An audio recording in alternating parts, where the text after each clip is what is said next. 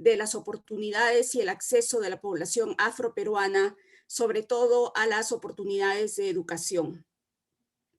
Sin más preámbulo, voy a empezar la secuencia. Está Juan Manuel Olaya primero, ¿se encuentra presente? Hola Lilian, sí, aquí estoy. Sí, permíteme, Juan Manuel, hacerte una muy breve introducción y empezamos. Este panel, que es el número 24, se llama Epistemologías afrocentradas, afrofeministas, producción de conocimiento y políticas públicas antirracistas. Nuestro primer ponente es Juan Manuel Olaya Rocha, que es peruano, ha estudiado en la Universidad Federal de Minas Gerais, estudió literatura en la Universidad Nacional Federico Villarreal, es investigador de la literatura afroperuana y ha participado en diversas conferencias visibilizando y revalorando el aporte de los afrodescendientes a la literatura nacional. En el 2012 fue presidente del primer simposio interdisciplinario de estudios afroperuanos en la Universidad Villarreal, presidente del 6º coloquio anual de estudiantes de literatura. Ha publicado algunos artículos y reseñas, entre las cuales se encuentra La literatura afroperuana de José Campos Dávila, una aproximación a las negras noches del dolor. Ha sido ponente en el JAE de Arequipa y Santiago de Chile, entre otros eventos académicos. Asimismo, ejerce la docencia en instituciones educativas y además se desenvuelve en el campo de la corrección de textos. Nuestro primer ponente, Juan Manuel Olaya, nos va a hacer una exposición sobre la experiencia del exilio en los escritores afroperuanos. Juan Manuel, tenemos para ti 17 minutos. Voy a ser estricta en la medición del tiempo porque se trata de escucharnos a todos, ¿no? Vamos a correr el tiempo a partir de ahora. Cuando te falte 1 minuto o 2, te voy a avisar, ¿ok? ¿Podemos empezar, Juan Manuel? Muchísimas gracias. Agradezco a CD por la invitación y al público que está aquí, que nos escucha y nos está viendo. Bueno, yo por el tiempo tendría que hacer un repaso panorámico de los 5 autores que quería abordar. De manera contextual quiero iniciar diciendo de que este proyecto de investigación que se está gestando recientemente, nace recién el semestre pasado en la maestría de la Universidad Federal de Minas Gerais en la disciplina de literatura del exilio, ¿no? Donde decidí, que encontré un campo interesante que no se había explorado aún, que era esta experiencia exílica de escritores afroperuanos a lo largo del siglo XX, siglo XXI. Y digamos que la propuesta un poco atrevida que me surgió y que quiero compartirles hoy es que, digamos, esta situación, esta experiencia del exilio de estos escritores afroperuanos, no debería verse como una ruptura, sino como una continuidad de todo un proceso histórico que tiene su primer proceso diaspórico, exílico, en la trata esclavista. Entonces yo voy a mencionar algunos apuntes que tengo aquí, y bueno, espero que después tal vez podamos intercambiar algunas ideas, ¿no? Bien, la diáspora y los desplazamientos en el sentido que le da Stuart Hall pueden considerarse como rasgos comunes de los procesos de globalización o como metáforas que posibilitan la producción discursiva de nuevos espacios intersticiales en el mundo moderno. En este escenario es importante reconocer el carácter inaugural de la diáspora africana al iniciar un proceso de encuentros y desencuentros hasta entonces sin precedentes. En palabras de Hall, las diásporas racializadas, características de las fases tempranas de la globalización, en las que la esclavitud es el episodio clave, se han visto agravadas desde entonces por muchas otras dispersiones planificadas o no. Los africanos en el Nuevo Mundo fueron despojados de sus lugares de origen hace más de 500 años para atender los imperativos de una modernidad que se expandía bajo la retórica civilizatoria. El sistema esclavista impuesto motivó el traslado forzoso de millones de africanos, quienes tuvieron que subsistir en el exilio en territorios distintos y distantes, ¿no? Y bueno, aquí tendría que resaltar muchos aspectos transculturales que se van a entretejer en estas experiencias de los de estos pobladores afrodescendientes en nuevos territorios, ¿no? Es interesante que este proceso transcultural basado en el origen africano dentro de un determinado estado-nación, en nuestro caso el peruano, tendría que pasar por un segundo proceso de negociación de sus identidades al verse obligados a abandonar varias generaciones después el territorio que hace varios siglos les fue impuesto a sus ancestros. Esto se debe a que los procesos migratorios, los exilios y otras formas de movilizaciones se entretejen sobre esa diáspora a gran escala promovida por la trata esclavista. De esta manera es evidente que dicha continuidad se refuerza aún más cuando nos referimos al exilio experimentado por intelectuales afrodescendientes. Es como aludir a un segundo exilio, a una segunda diáspora cuyas condiciones, pese a la distancia temporal y espacial, pueden conllevar cierta semejanza. Y bueno, pese a los siglos transcurridos desde el primer exilio, muchos descendientes de africanos conservan la memoria, su identidad afrodescendiente, ¿no? Y se reconocen como herederos de aquella diáspora. Es decir, aún sin ser ellos mismos quienes sufrieron de manera directa el traslado transatlántico y la esclavitud, sí existe un sentido de pertenencia a espacios, a culturas, cosmovisiones y herencias de origen africano, incorporadas al contexto latinoamericano y peruano. En ese sentido, queremos partir de la premisa siguiente. El exilio de los escritores afroperuanos no debe abordarse como un fenómeno aislado, sino como uno de los eslabones de una compleja red de desplazamientos previos cristalizados en fenómenos como la diáspora transatlántica, los desplazamientos internos en el territorio americano, o fenómenos como el cimarronaje, las migraciones del campo a la ciudad y, por supuesto, el exilio hacia otros países. A continuación, concentraremos de manera panorámica en 5 escritores afroperuanos que por diversos motivos encontraron en el exilio la libertad que en el Perú se les imposibilitaba. Me refiero a Nicomedes Santa Cruz Aparicio, a Nicomedes Santa Cruz Gamarra, a Gregorio Martínez Navarro, Lucía Charún Illescas y finalmente a Mónica Carrillo.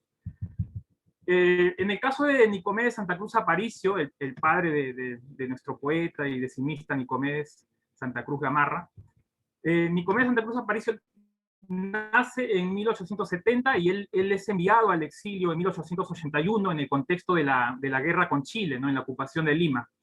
Apenas él tenía 10 u 11 años de edad. Él fue enviado en el último barco de refugiados que partía hacia los Estados Unidos. De esta manera logró escapar a toda esta efervescencia de la guerra con Chile que ya había cobrado la vida de uno de sus hermanos. Más de 2 décadas en Norteamérica lo instruyó en los más vastos conocimientos de la cultura clásica, el manejo de varios idiomas, y contribuyeron a su formación de destacado dramaturgo. Sin embargo, su condición de exiliado afroperuano no fue fácil al principio, ¿no? Su hijo Nicomedes Santa Cruz describe la situación del padre de la siguiente manera, ¿no? Y cito, ¿no? Allí se da cuenta de que por ser negro y analfabeto lo iban a meter de esclavito y se escapó. De esta forma se quedó solo en el mundo a los 11 años. Le viene la nostalgia, empieza a recordar lo que había dejado, la guerra, la desolación, el mundo que había abandonado para no morir, sienta al Perú y regresa. Lo interesante es que Nicomedes Santa Cruz Aparicio, él no había cursado el colegio antes de viajar a Estados Unidos, ¿no? Porque en el contexto de la guerra él no había todavía tenido instrucción. Entonces toda su formación él la realiza en Estados Unidos, ¿sí? Y entonces, obviamente esto va a ser muy, muy importante porque la formación que él va a tener básicamente va a ser en lengua inglesa y digamos que va a estar muy cercano a toda esta cultura occidental, ¿no? Nicomedes Santa Cruz, su hijo, él resalta constantemente que su padre era un hombre que cada vez que se enojaba o se alegraba hablaba en inglés, ¿no? Y que todo el tiempo escribía en inglés. En palabras de Nicomedes dice, era un hombre que tiene una lucha interna entre la cultura anglosajona que ha recibido en Estados Unidos de una manera no directa, sino indirecta, como barredor o lampeador de nieve y trabajador de muelle, y que al mismo tiempo se da una cultura de autodidacta. Entonces, Nicomedes Santa Cruz Aparicio era considerado un wagneriano, escuchaba Verdi, la música clásica, admirador de la Unión Soviética, hablaba alemán. Él después de más de 2 décadas en Estados Unidos, él regresa al Perú y él va a formar parte digamos que va a frecuentar espacios de intelectuales. Él va a formar parte de la Asociación Nacional de Escritores, ANEA, junto con intelectuales de renombre como Estuardo Núñez, Jorge Basadre, Julio Cetello. Va a fundar el Instituto Cultural Peruano Norteamericano en 1938. Victoria Santa Cruz también, cuando hablaba de él, decía que constantemente que por su padre se conoció a Shakespeare primero en inglés, ¿no? Y que aprendió por él a los clásicos de la literatura y la música europea, ¿no? Y bueno, se sabe que Nicomedes Santa Cruz Aparicio era un dramaturgo que en la década del 20 del siglo pasado, sus obras tuvieron mucho éxito. Entre las obras que él escribió se encuentra El confort del hogar en 1907, Servicio obligatorio en 1909, entre otros, ¿no? Lo interesante es ver el significado de ser afroperuano exiliado en un contexto bélico de la guerra con Chile y a pocas décadas de la abolición de la esclavitud, ¿no? Que fue en 1854. Nicomedes Santa Cruz Aparicio se va a Estados Unidos exiliado en 1881. Y bueno, obviamente que todo esto va a repercutir en su formación, va a repercutir en su formación de dramaturgo, ¿no? Me parece que es un caso interesante del que no se encuentra mucha información, digamos, publicada aún, pero que sería importante explorar, ¿no? Rápidamente paso a Nicomedes Santa Cruz Gamarra, Nicomedes Santa Cruz hijo, ¿no? Como sabemos, él de los 12 años fue un obrero, a muy corta edad fue un obrero calificado. Digamos que ya después en 1945, a partir de ahí que conoce a Abelardo Vázquez, a Porfirio Vázquez, él va a incursionar en la décima, va a tratar de rescatar esta tradición poética, y va digamos, a ingresar a todo a este campo cultural que lo alejaba de su formación de obrero, ¿no? La poesía estuvo en él, pero de manera muy discreta en los años anteriores, de un ámbito doméstico, pero después ya lo empieza digamos, a practicar para un público más amplio, ¿no? Lo que me interesa resaltar de Nicomedes Santa Cruz es que él, digamos, que empieza a ingresar a ámbitos políticos, porque él se da cuenta que el racismo y la falta de reconocimiento del aporte negro hacen que él tome también la poesía como un arma de denuncia, como un arma política, ¿no? Y digamos que él va a ingresar a partir del año 58, va a ingresar al periodismo, empieza a escribir en La Crónica, El Comercio. En el 59 va a fundar la compañía Cumanana, va a empezar a trabajar en Radio Nacional, en el 60 va a publicar su primer libro de décimas, ¿no? Y él se da cuenta de que por su condición de obrero ha sufrido mucho, ¿no? Él en una entrevista con Pablo Mariñez menciona que son 20 años de trabajo y yo tengo una identidad proletaria y también de un patriotismo que me da mi madre. Mi madre fue una mujer patriota como lo era la gente antigua, que ha sufrido tantas revoluciones frustradas, que tenía amor a la bandera, a la dignidad, a la frontera, a todas estas cosas que después se pierden. Este testimonio es interesante porque Nicomedes Santa Cruz habla de esas revoluciones frustradas, ¿no? Y él constantemente está en búsqueda de un espacio donde se pueda establecer una verdadera revolución, ¿no? Y él obviamente ve la revolución cubana como ese modelo que tienen que seguir, digamos, los grupos revolucionarios o de izquierdas aquí en el país, ¿no? Él rechaza algunas invitaciones para ingresar a partidos políticos en el Perú porque se da cuenta de que no eran partidos de guerrilla, no eran solidarios con la revolución cubana o lo eran a medias, ¿no? Entonces, él va a darse cuenta de que al ingresar a digamos, a este ámbito político, él va a perder a un gran público, ¿no? Se va a dar cuenta de que la oligarquía ya le va a ser adversa, ya no va a tener digamos, esa popularidad que tenía mucho antes, ¿no? Y esto va a afectarlo también económicamente, ya no va a tener los mismos espacios, ya no va a tener, digamos, los mismos espacios laborales, ¿no? Y digamos que llega un momento en que Nicomedes decide viajar a Brasil, ¿no? ¿Por qué? Porque él se da cuenta de que la única forma de que él logre, digamos, recuperar ese público es en otro espacio. Él necesita conocer otros contextos, conocer otros públicos. Él quiere que el público se olvide de él y entonces se va a Brasil en 1963, donde conoce digamos, una movida cultural muy ligada a las raíces africanas, ¿no? Aquí escribe poemas América Latina, Muerte en el Ring, Congo Libre, ¿no?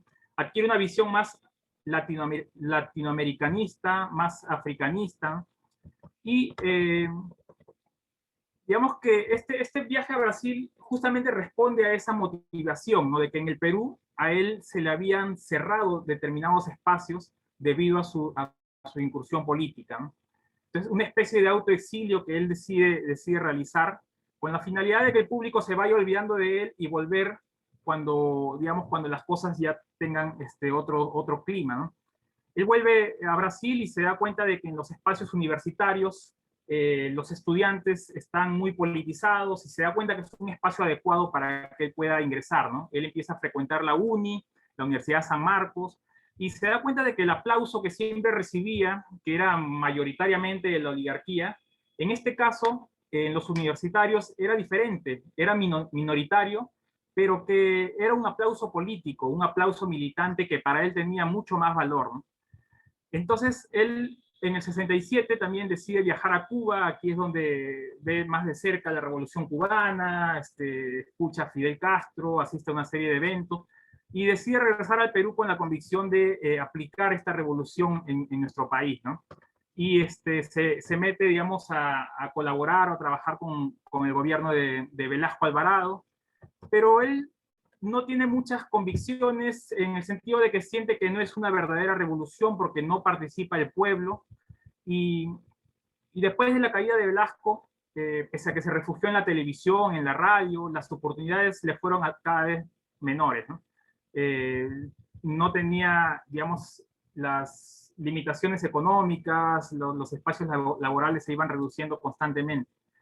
Y aquí es donde Nicomedes Santa Cruz se da cuenta de que tal vez no es lo más adecuado sería salir del país, ¿no? No encuentra ese espacio donde pueda recitar su poesía, donde pueda laborar libremente, ¿no?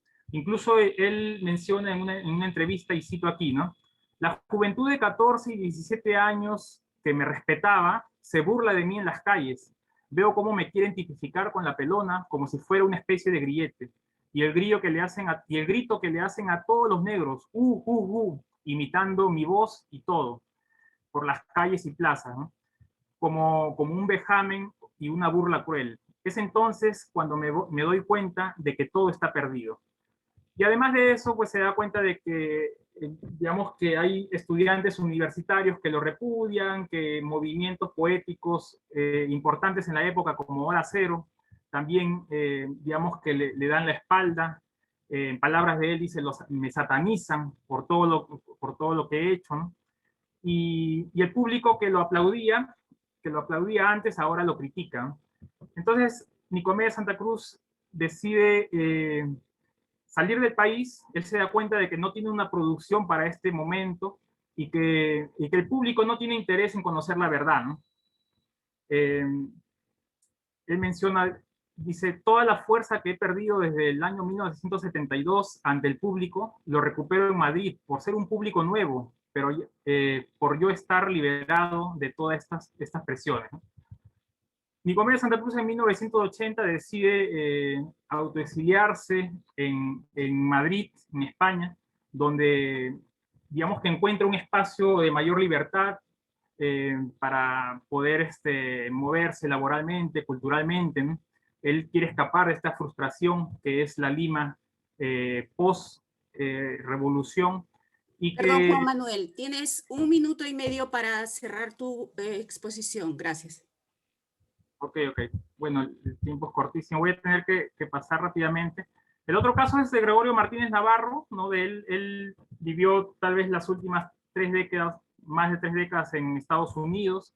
Es un caso interesante que no se tiene mucha información publicada, ¿no? Él es, digamos, un representante de la generación 70, formó parte del grupo Narración. Eh, Hay muchas especulaciones, conjeturas, sospechas sobre lo que, digamos, su estancia por varias décadas en Estados Unidos, y digamos que él fue un opositor al régimen de Velasco, y en lo cultural, en lo político se oponía totalmente. Él fue a inicio de los 80 a París, luego para establecerse en Estados Unidos, ¿no?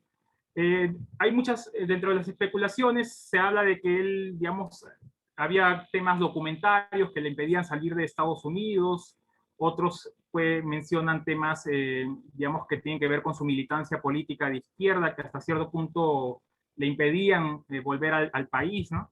Lo cierto es que la mayoría de su obra la publicó estando en Estados Unidos, y el 2017, cuando tenía la intención de volver al país para presentar el inicio de su trilogía, él fallece en Virginia, ¿no? Un caso interesante es Lucía Charún Illescas, que vive hace mucho tiempo en Alemania, en Hamburgo. Ella también, dentro de una de sus declaraciones, afirma, ¿no? Me largué del país en busca de tierras donde la masturbación sea un delito menos grave, ¿no? Digamos que ella, por sus declaraciones, estaba en búsqueda de un espacio de mayor libertad, y lo encuentra en Alemania, ¿no? Ella menciona que soy y seré siempre una limeña, y no quiero que los lectores me crean una negra europeizada o agringada que vive fuera del Perú hace 800 años. Y bueno, el caso de Lucía Charún Illescas es interesante, ¿no? Al parecer también hay una cierta reticencia con la crítica literaria peruana, ¿no? Digamos que en cierta forma ella piensa que no se está reconociendo en las verdaderas dimensiones de su obra, y cosa que sí hace la crítica extranjera, ¿no? El último caso de Mónica Carrillo, bueno, ella desde 2011 se autoexilió en Estados Unidos debido a su activismo. Digamos que en Lima el sexismo, el racismo hizo que ella tenga que salir del país por resguardar su integridad física, su salud mental, ¿no? Todo a partir de esta denuncia que hace sobre el personaje Negro Mama, ¿no? Entonces ella es muy interesante porque en su poesía aborda todo este tema también del destierro, de la experiencia de la mujer en estos espacios hostiles que te hacen huir a otros lugares, ¿no? Y bueno, creo que es un caso, digamos, uno de los más actuales que creo necesitan una mayor investigación, ¿no? Porque digamos que hay toda una denuncia de por medio, y de alguna manera también esto repercute en su obra poética, ¿no?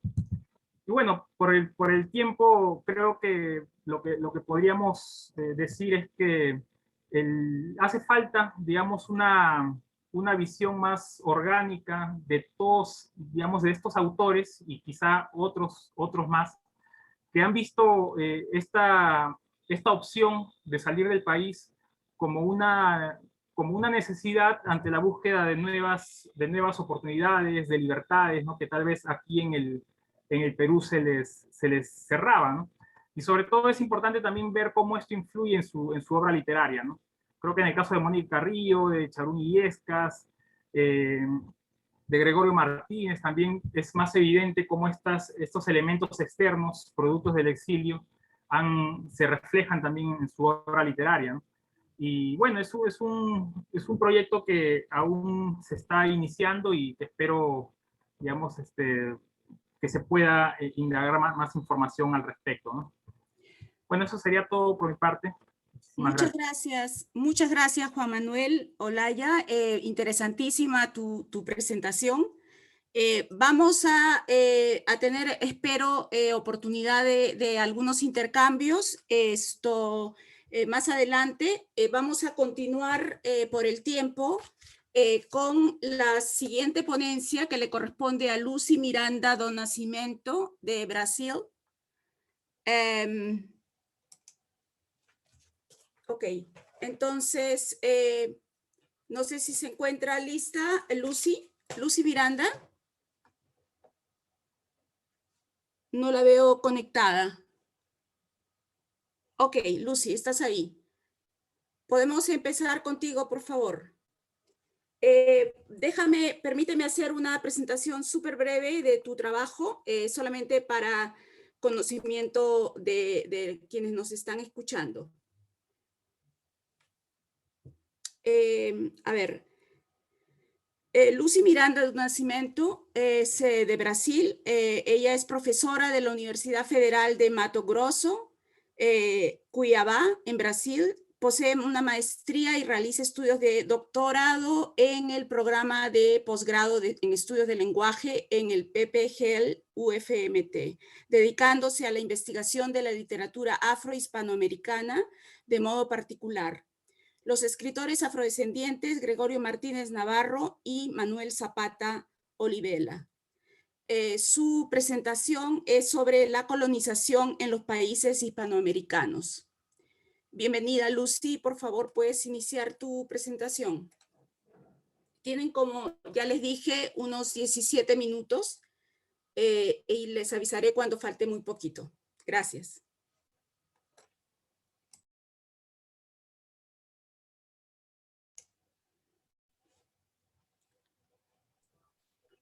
Eliana, parece que Lucy ha tenido problemas porque no está en la sala, ha salido. Ah, pero figuraba ahí. Bueno, entonces vamos a pasar con la siguiente persona, con Camila. Ok. Ok.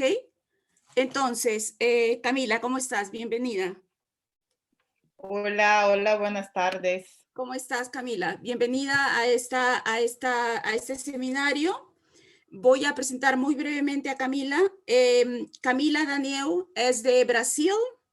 Ella es profesora de la Universidad Federal Rural de Río de Janeiro, investigadora del Núcleo Interdisciplinario de Estudios Migratorios y postdoctorado de la Morgan State University y es doctora en Ciencias Sociales por la PUC de Río de Janeiro. Su presentación es sobre el tema de los sentidos de la raza en la experiencia transnacional de los peruanos y las peruanas en Brasil y los Estados Unidos. Muchas gracias, Camila, y tienes aproximadamente 17 minutos. Te voy a avisar un minuto antes para que puedas hacer tu cierre. Muchas gracias, Eliana, un gusto. Primero quisiera agradecer al CEDET por la oportunidad de estar aquí y compartir mi trabajo y mis reflexiones. Yo voy a presentar hoy una investigación que empecé en el 2011 en Brasil y en 2016 en los Estados Unidos. Desde el 2011 trabajo con inmigrantes peruanos en el Río de Janeiro. Esto fue mi tema de mi tesis de doctorado. Y una cuestión que me llamaba mucho la atención en mi interactuación con los peruanos en Río, con la comunidad peruana en Río, era que el tema de la raza y racismo era muy común en nuestras conversaciones. Y esto a mí no me parecía algo casual, tampoco accidental. Y entonces, aunque mi tesis, mi foco no estuvo en el tema de la raza, el tema de la raza sí apareció y en el 2016 yo decidí empezar un postdoctorado para analizar cómo la raza afectaba los procesos migratorios de los peruanos, comparando peruanos en Brasil con peruanos en los Estados Unidos. Y yo elegí Estados Unidos porque es el país que más recibe inmigrantes peruanos. Los Estados Unidos recibe como 60% o tal vez más de los peruanos que están en el extranjero.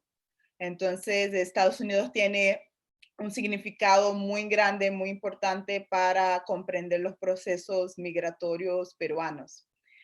Entonces, lo que voy a presentar hoy es un poco comprender cuáles son dos categorías muy centrales dos categorías étnicas y raciales que influencian la incorporación de los peruanos en las sociedades migrantes y luego pensar el caso de los inmigrantes afroperuanos y las representaciones de afroperuanidad en Brasil y en los Estados Unidos. Y para hacer este recogido y esta reflexión, yo me baso en la concepción de raza que desarrolla la antropóloga Rita Segato, que piensa la raza como un signo. Entonces, a pesar de la raza ser un tipo de jerarquía que afecta y que basa la construcción de los estados nacionales transnacionalmente, cada sociedad construye los significados de raza y los contenidos de raza según su propia historia y según sus propias relaciones. Entonces, esto significa que los sentidos de la raza y cómo la raza es manejada en este proceso de jerarquizar a las personas no es exactamente igual en todos los lugares. Y esto va a afectar cómo los peruanos y peruanas se ubican en las clasificaciones raciales del país donde están. Y el otro concepto que estructura mi reflexión es el concepto de americanidad de la intelectual negra brasileña Lélia González. Y con este concepto, Lélia González piensa, ella problematiza el concepto de América Latina y apunta que en el mismo concepto América Latina hay una centralidad en lo blanco europeo, en la blanquitud. Y a la vez se esconde y se pone a las escondidas la participación de las poblaciones afrodescendientes e indígenas en el proceso de construcción del territorio y de las identidades y de las culturas latinoamericanas. Entonces, una propuesta de pensar Latinoamérica, pero sin centralizar en lo blanco.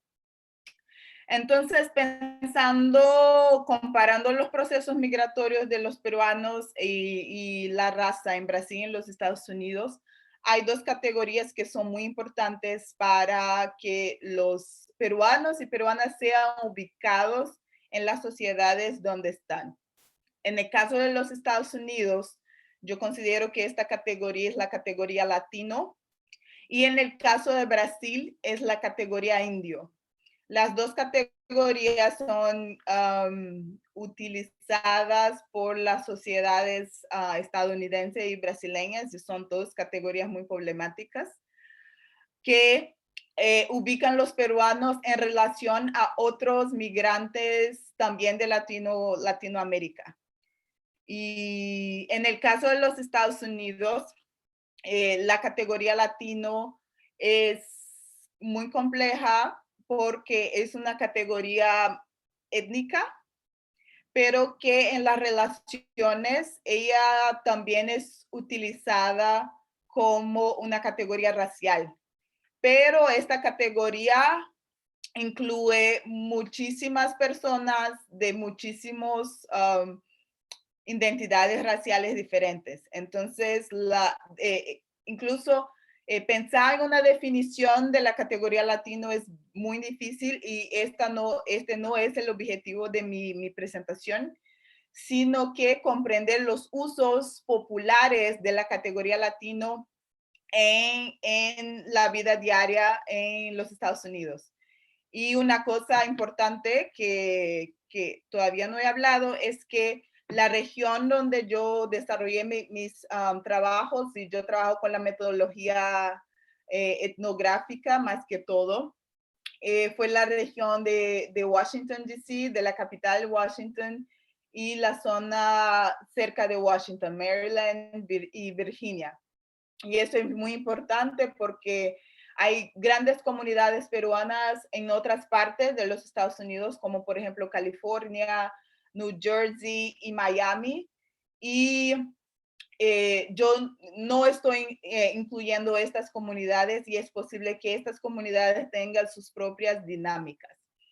Entonces, en el caso de esta región, que está en una región entre sur y norte de los Estados Unidos, la categoría latino es un tipo de identidad paraguas donde los peruanos son ubicados y muchas veces se ubican, pero a la vez esta categoría es muy problemática porque para muchos peruanos, sobre todo los peruanos más blancos, y que pertenecían a las clases medias del Perú, sobre todo de Lima.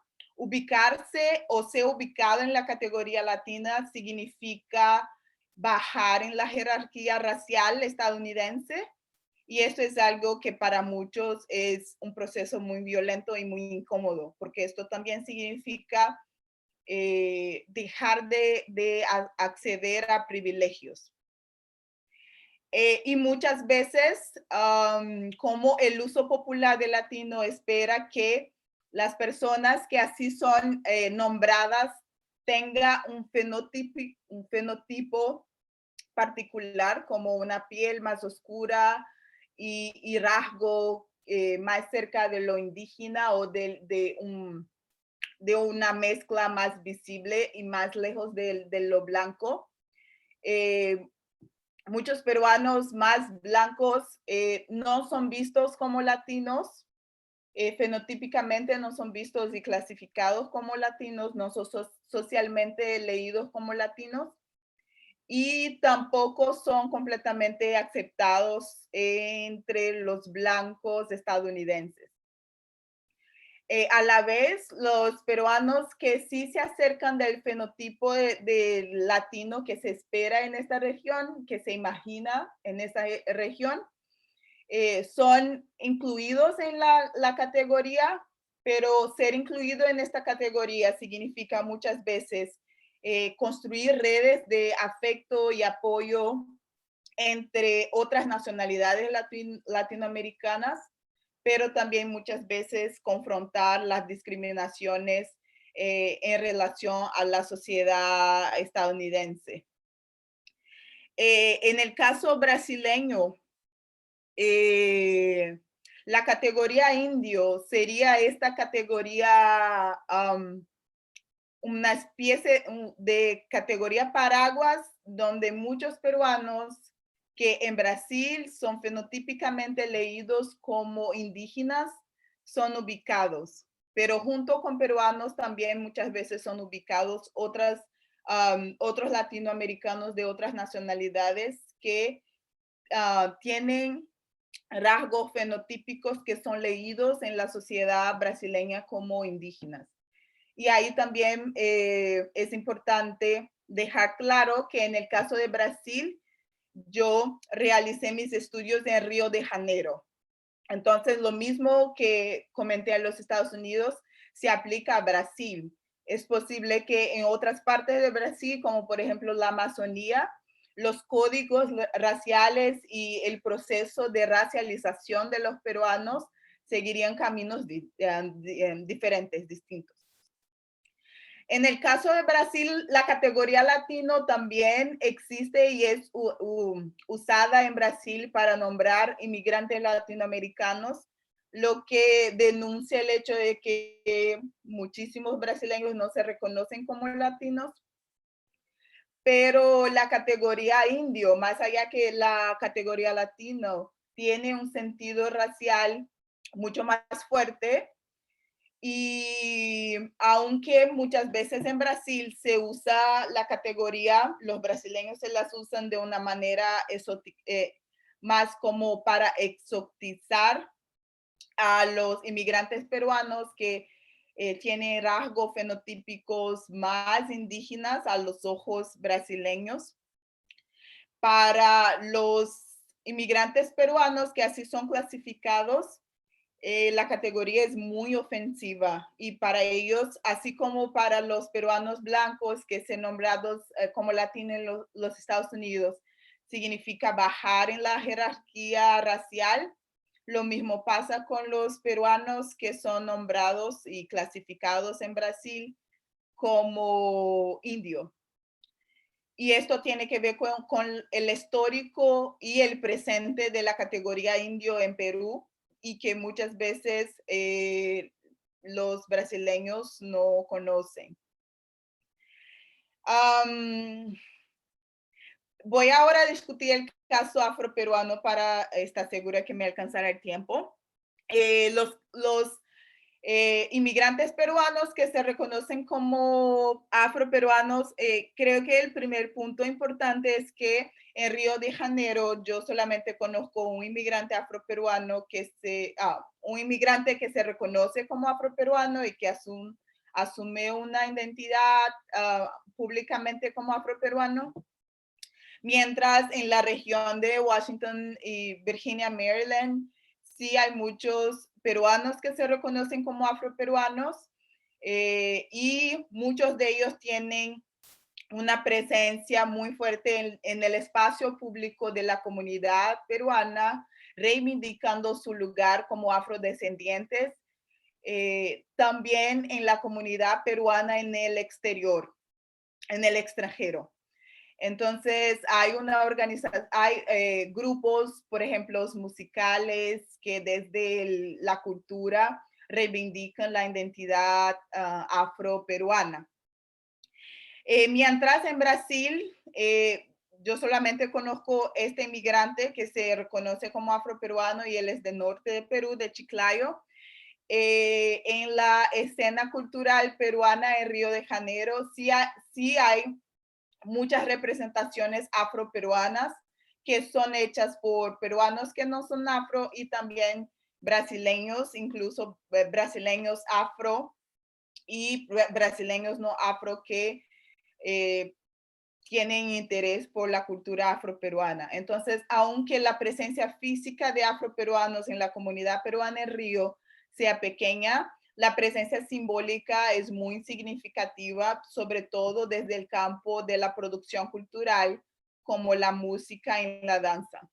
Entonces, yo podría decir que tanto en los Estados Unidos como en Brasil, la producción cultural afroperuana tiene un rol muy importante para ampliar el imaginario sobre quiénes son los peruanos e incluir los afroperuanas y afroperuanas en el imaginario nacional y en la identidad nacional peruana. Un aspecto que es muy importante en ese proceso es la diversidad entre los afroperuanos, entre los inmigrantes afroperuanos y afroperuanas, y también los diferentes caminos que ellos construyen para lidiar con sus procesos de racialización. Y entre esta diversidad está la diversidad en el fenotipo. Entonces, hay la diversidad en el fenotipo y también la diversidad en cómo se negocian sus identidades y en relación a la comunidad peruana. Entonces, analizando el caso de afroperuanos en la región, en los Estados Unidos, en la región de Washington, además de los afroperuanos que participan activamente de la producción cultural y muchos de ellos vinculan una producción cultural a una reivindicación política de la afroperuanidad como una identidad política y como parte del proyecto nacional peruano, no solo en el mismo Perú, pero también en la comunidad peruana en el extranjero. Hay otros peruanos otros afroperuanas y afroperuanas que prefieren construir conexiones con otros afrolatinos de otras partes porque no se sienten cómodos en la comunidad peruana, en los espacios mayormente peruanos en el extranjero. Camila, te quedan 1 minuto y medio para redondear tu presentación. Muchas gracias. Entonces, cuando me falta un poco tiempo, yo empiezo a correr. Entonces voy a intentar no correr tanto y ya cerrar con tranquilidad. Y en este proceso de negociar los espacios de construcción de la identidad afroperuana y sentirse parte, hay afroperuanas y afroperuanos que prefieren construir conexiones con otros afrolatinos y afrolatinas porque se sienten que con ellos pueden dialogar y no tienen que lidiar con el racismo diario que aún existe también en la comunidad peruana en el exterior. Y algunos de los afroperuanos y afroperuanas que tuve la oportunidad de entrevistar, ellos están vinculados a otros afro-latinos que trabajan en organizaciones internacionales y que ellos comparten experiencias extremadamente transnacionales, que viajan mucho y así construyen sus identidades como afrodescendientes, dialogando con otras nacionalidades. Entonces, mientras se afirman como afroperuanos y afroperuanas, también se reconocen como parte de una diáspora.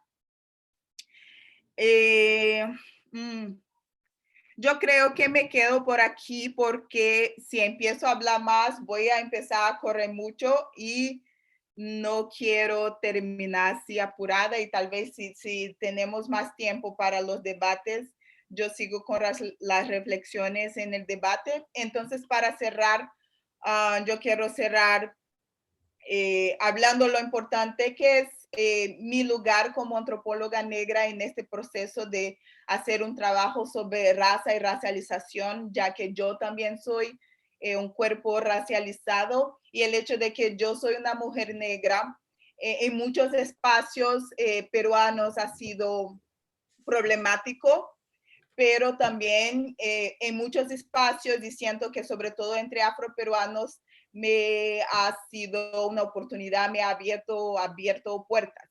Entonces cerro esta reflexión pensando este lugar de producir conocimiento desde mi experiencia, también desde mi cuerpo.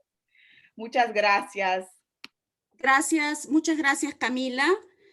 Vamos a seguir con Lucy Miranda do Nascimento, de Brasil. También ella, Lucy, es profesora en la Universidad Federal de Mato Grosso, ¿sí? En Cuiabá, Brasil, y posee una maestría y realiza estudios de doctorado. Sí. Oh, perdón, sí, estoy empezando mi video. Lucy Miranda do Nascimento es profesora en la Universidad Federal de Mato Grosso, Cuiabá, Brasil. Posee una maestría y realiza estudios de doctorado en el programa de posgrado de estudios del lenguaje, dedicándose a la investigación de la literatura afro-hispanoamericana, de modo particular los escritores afrodescendientes Gregorio Martínez Navarro y Manuel Zapata Olivella. Su presentación va a ser sobre la colonización en los países hispanoamericanos. Muchas gracias, Lucy, y te damos paso para que hagas tu presentación. Como todos los demás, tienes aproximadamente 17 minutos y te aviso un minuto antes para que hagas tu cierre. Sí. Gracias. ¿Me escucha? Sí, se te escucha ¿Me bien. escucha? Sí, se te escucha bien. Gracias. Buenas tardes a todos y a todas. Para comenzar, quiero decir que para mí es un gran placer. Y también quiero felicitar a los organizadores por este evento tan importante y agradecer la invitación, por estar aquí. Como fue dicho, me llamo Lucy, estoy en la ciudad de Cuiabá, región central de Brasil, y hablaré un poco de lo que estoy estudiando en mi doctorado que realizo aquí en la Universidad Federal de Mato Grosso, en la misma institución donde me gradué en Letras Espanhol en 2006 y actualmente trabajo como profesora en esta institución. ¿Y por qué estoy hablando de esto? Yo hablo porque mi objeto de investigación, que es estudiar escritores afro-hispanoamericanos, de modo particular los escritores Gregorio Martínez Navarro y Manuel Zapata Olivella, foi generado a partir de uma necessidade minha, tanto como persona negra, como professora, por perceber durante a trajetória de minha formação como docente e aluna, a ausência de conteúdo sobre a literatura e cultura afros. He trabalhado alguns anos com a asignatura Literatura Latino-Americana em los cursos e sentia esse vazio em relação à literatura afro-hispano-americana.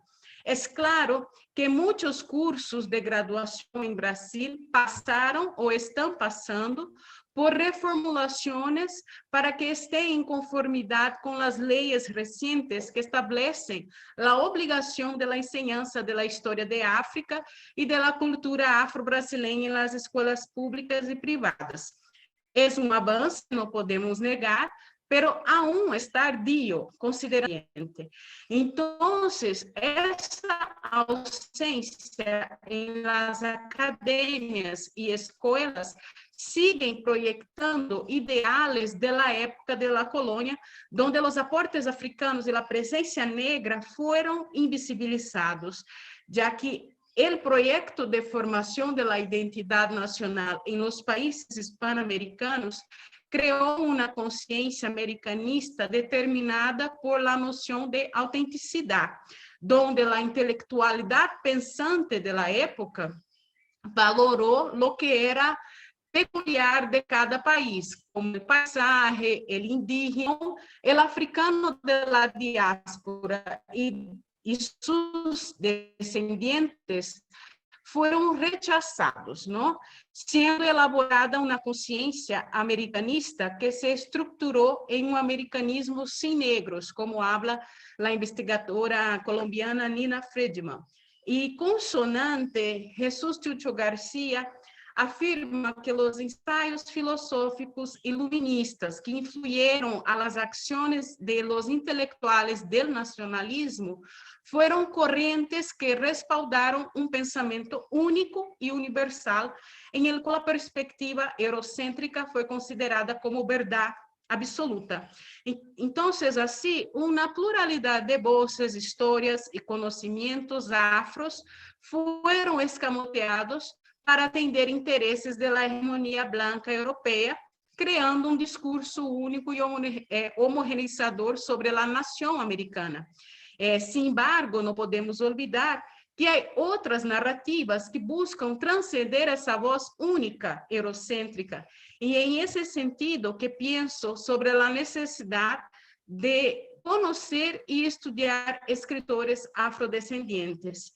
Y volviendo a la época colonial, la estructura social americana se fundamentó en una concepción racista que controlaba la producción con el propósito de atender a las exigencias de la hegemonía blanca. Y con eso había el control que se extendió también a la producción de conocimiento para garantizar la manutención del poder. Y con esto, la producción cognitiva de los considerados como pertenecientes a las razas inferiores también fue reprimida. Boaventura Sousa Santos explica que el colonialismo se convirtió en una dominación epistemológica que condujo a la omisión de los saberes propios de los pueblos colonizados. Y entonces esto desarrolló un epistemicidio de los conocimientos de los pueblos sometidos con la dominación tanto de sus cuerpos como de sus subjetividades. Para la investigadora brasileña Sueli Carneiro, el epistemicidio desconoce la racionalidad del subalterno, afirmar el ser ideal.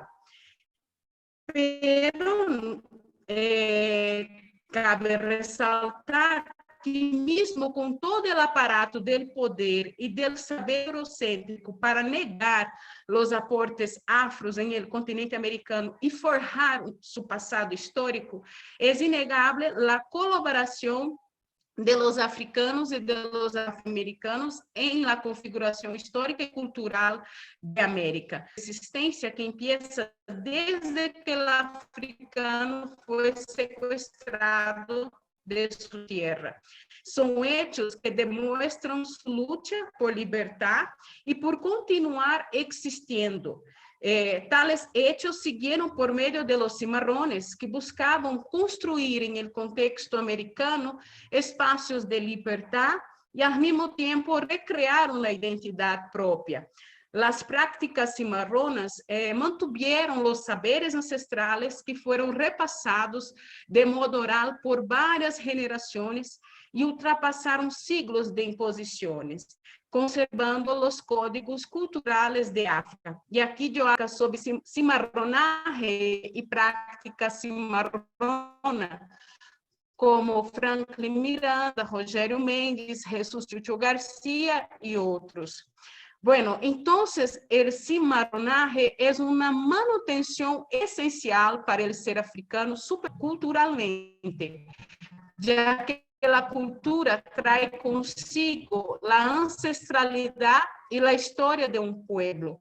Luego, el primer hecho fue la recomposición de esta red cultural, juntando los fragmentos y las huellas de la memoria para reelaborar la cultura originaria en tierras ajenas. Esto hizo que otras epistemologías diferentes de la epistemología eurocéntrica compusiesen el continente hispanoamericano. Para el ser afrodescendiente es de suma importancia interpretar el mundo a partir de su cosmogonía, con que comprende son otros conocimientos que ofrecen otras perspectivas. Y en ese sentido, vemos la posibilidad por un abordaje afrocéntrico, que es una perspectiva centrada en África y considera que toda acción en el contexto histórico-cultural que se refiere a la población africana y de la diáspora debe ser referenciada en experiencias a partir de esta población.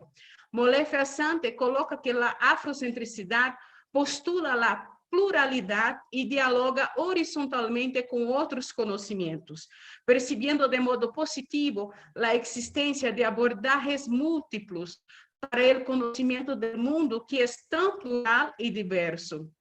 De modo que es un abordaje relevante, pues el sujeto afrodescendiente no halla sus saberes en experiencias exteriores, sino en su interior y en sus propias experiencias. En ese sentido, cabe resaltar que la educación ejerce una función fundamental, principalmente tratándose de las escuelas públicas, donde la mayoría de los estudiantes son negros y mestizos.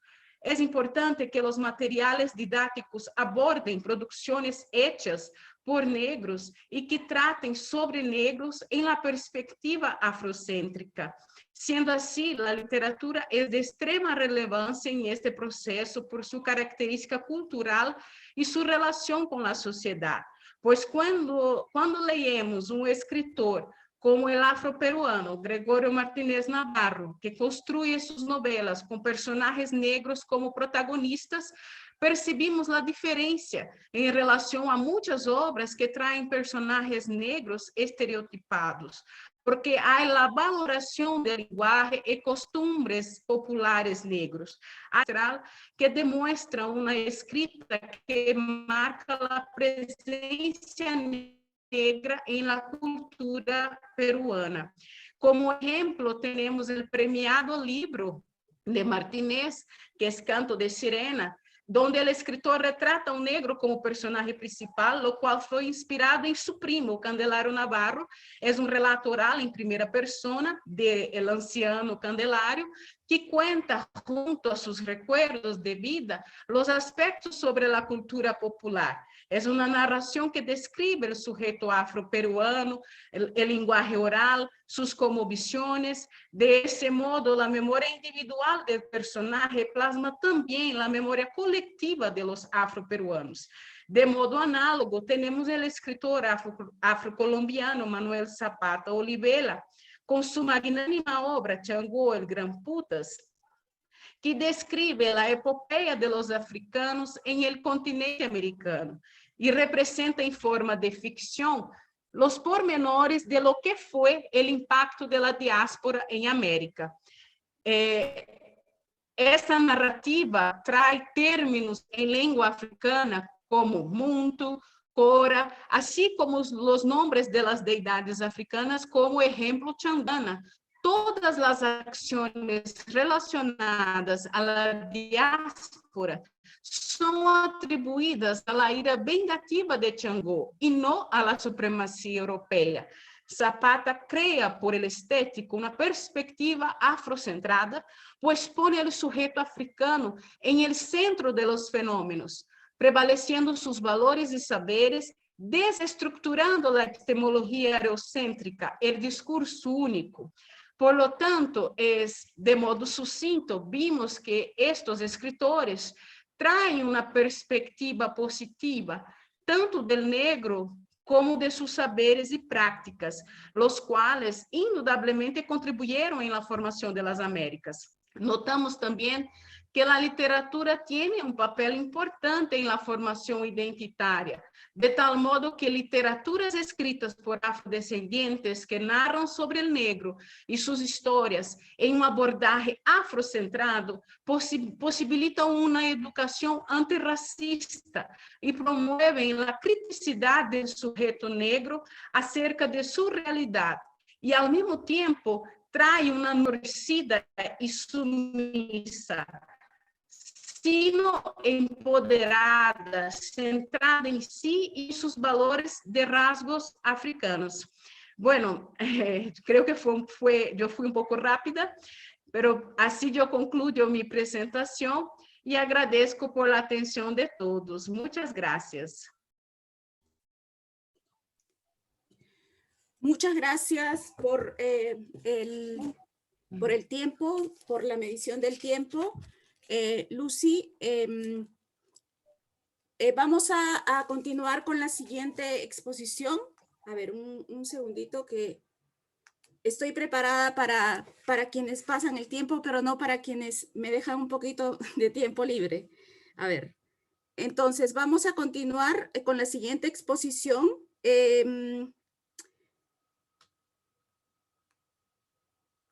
Sí, se trata de Jason Arcadio Meneses. Vamos a presentar ahora a Jason Arcadio Meneses Copete de Colombia. Jason es maestro investigador licenciado en lenguas modernas. Sí. De la Discúlpame, Universidad. Eliana, perdón. Sí. Jason todavía no ha ingresado a la sala. Ah, Sí, pensé que estoy en yo la lo he sala. visto antes. Ah, ahí está, ahí está. Perfecto, ya está en la sala. ¿Ahora sí? ¿Ahora sí? Ok. Bienvenido, Jason. Estoy presentándote en este momento. Jason Arcadio Meneses Copete es de Colombia. Él es maestro investigador licenciado en lenguas modernas de la Universidad de Caldas, especialista en la enseñanza del inglés, y es magíster en educación de la Universidad Pontificia Bolivariana, con sede en Medellín. Él es doctor además en estudios ibéricos y latinoamericanos de la Universidad de Perpiñán. Es miembro de la Asociación Colombiana de Investigadores e Investigadoras Afro, ASIAFRO, grupo de investigación y estudios sobre los y las negras de América Latina y el Caribe, GRENAL, en Francia. Del colectivo ampliado de estudios afrodiaspóricos, CADEAFRO, en Colombia, y del grupo de investigación y estudios sobre América Latina, GRELAT, que tiene sede en Costa de Marfil. Bueno, sin más preámbulo, vamos a darle pase a Jason, que también, como todos los demás, Jason tiene aproximadamente 17 minutos. La presentación de Jason se llama Las niñeces de Gorée en la novela histórica Changó el Gran Putas, de Manuel Zapata Olivella. Entonces, sin más preámbulo, por favor, Jason, tienes la palabra. Perfecto, muchísimas gracias, profesora Eliana, ¿cierto? A los organizadores, las organizadoras, pues muchísimas gracias por la invitación y bueno, por la organización de un evento de esta talla totalmente vigente en nuestros tiempos.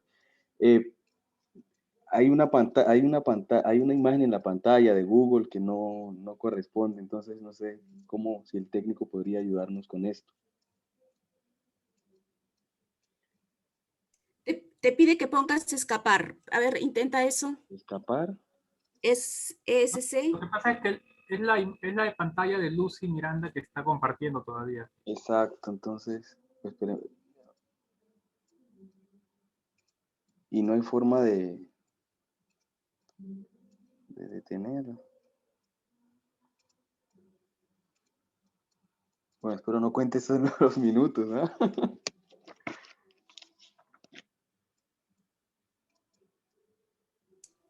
Claro que pero no. Voy a empezar a tomarte el compartir tiempo cuando tú pantalla, empieces. Lucy.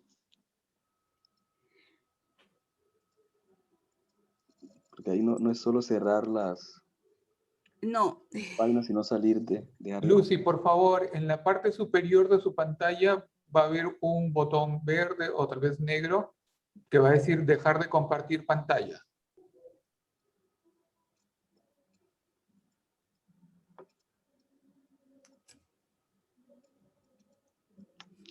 Perfecto. ahora sí. Perfecto, yo creo que ahora sí está mejor, ¿no? Ahora sí empezamos.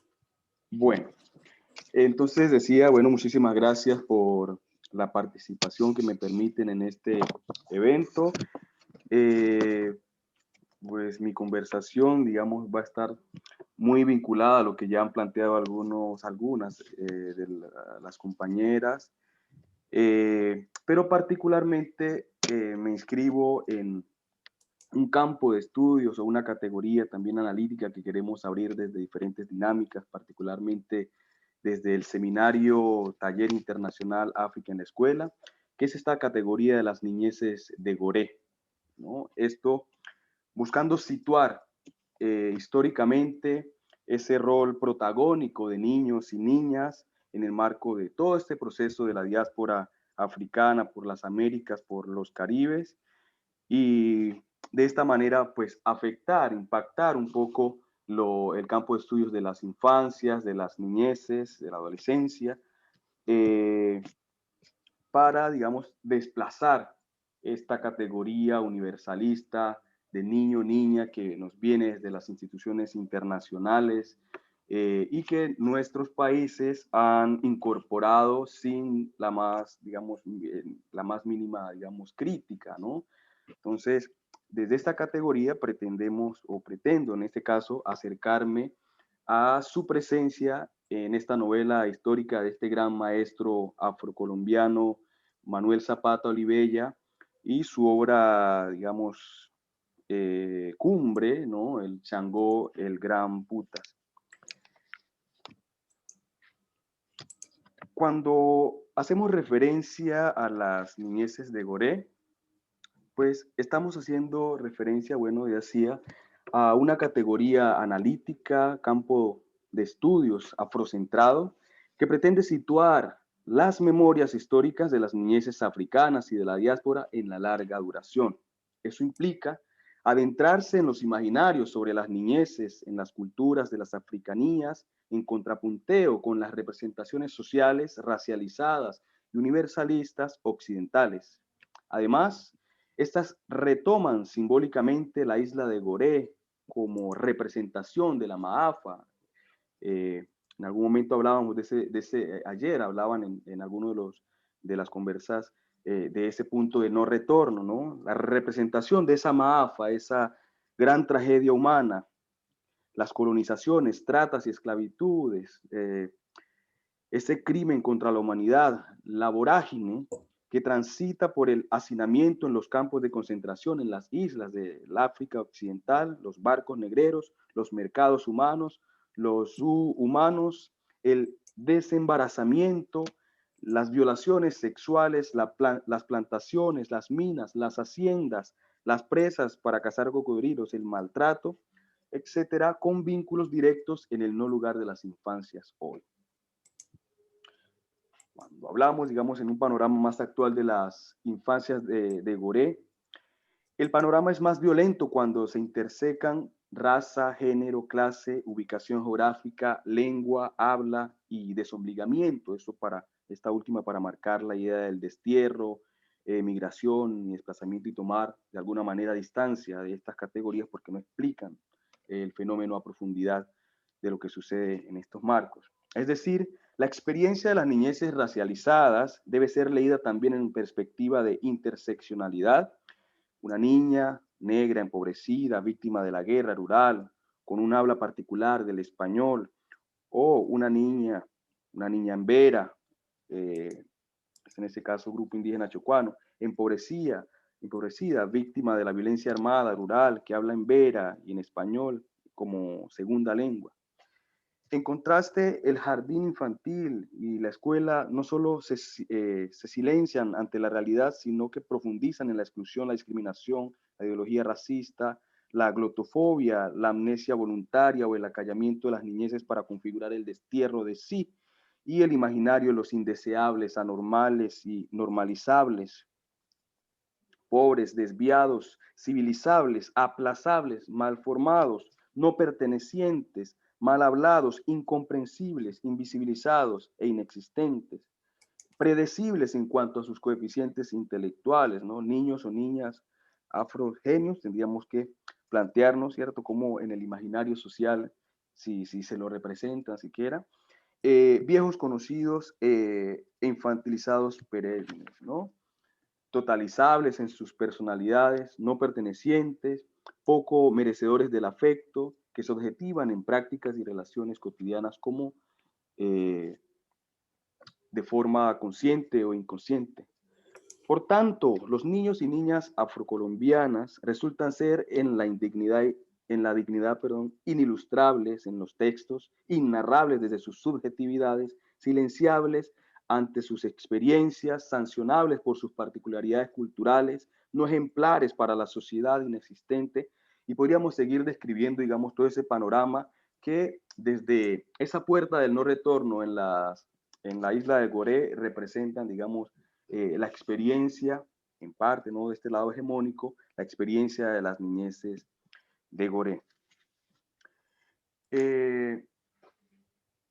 Para adentrarnos ya en la obra de Shango el Gran Putas, de este gran maestro, pues quiero iniciar con una cita particular, y es: cualesquiera que sea tu raza, cultura o clase, no olvides que pisas tierra de América, el nuevo mundo, la aurora de la nueva humanidad.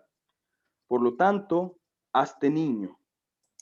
Si encuentras fantasmas extraños, palabras, personajes, tramas, tómalos como un desafío a tu imaginación. Olvídate de la academia, de los tiempos verbales, de las fronteras que separan la vida de la muerte, porque en esta saga no hay más huella que la que tú dejes. Eres el prisionero, el descubridor, el fundador, el libertador.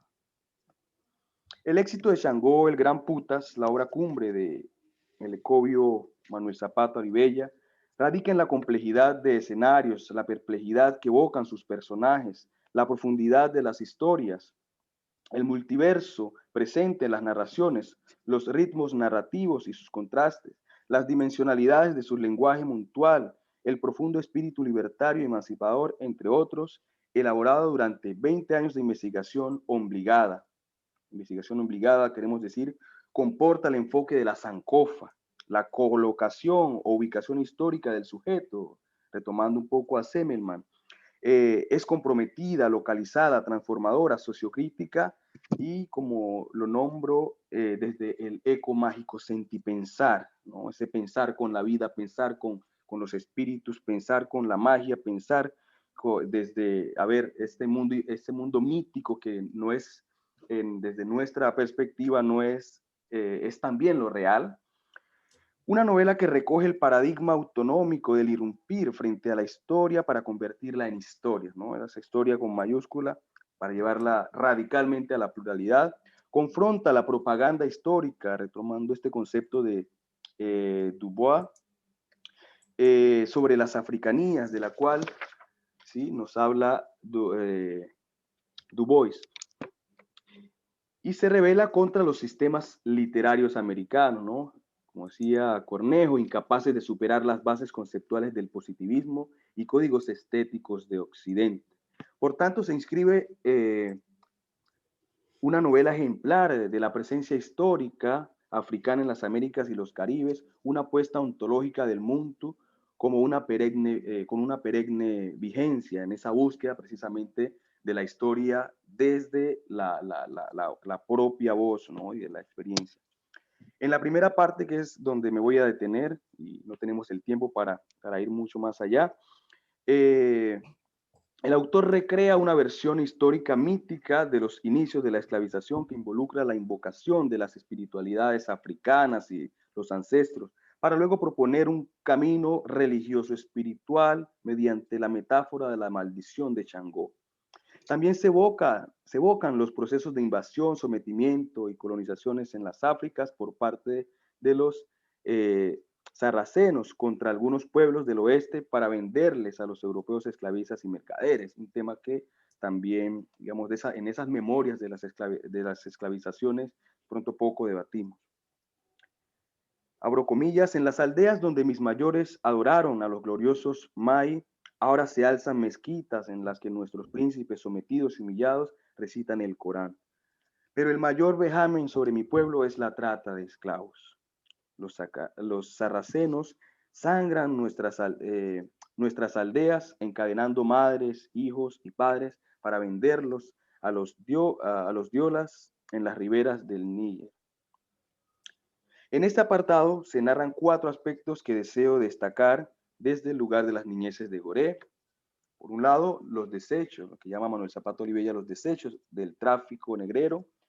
Yo, digamos, introduzco una categoría aquí, el proteccionismo capitalista animista, el cuidado y la epopeya de la liberación.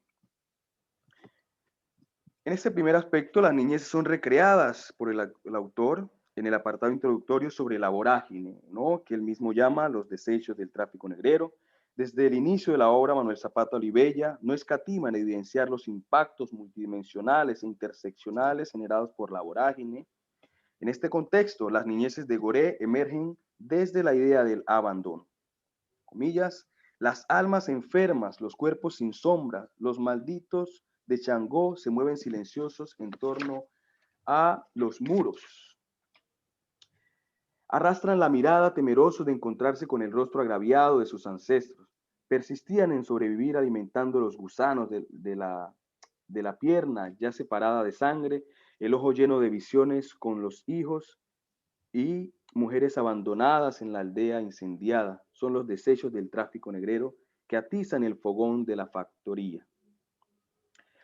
Entonces, la captura de los africanos y africanas para el sometimiento a la esclavización en Europa, en las Américas y los Caribes, implicó daños colaterales en las niñeces como la orfandad, lo que probablemente tiene que haber configurado los lazos de familiaridad en las Áfricas, los lazos de familiaridad en las Áfricas y el desarrollo de la creatividad para retomar las vidas en el continente, sobre lo cual poco podemos dar cuenta hoy, amén de los nuevos tejidos desde el hacinamiento y los vientres de los barcos, para retomar un poco a Glissant.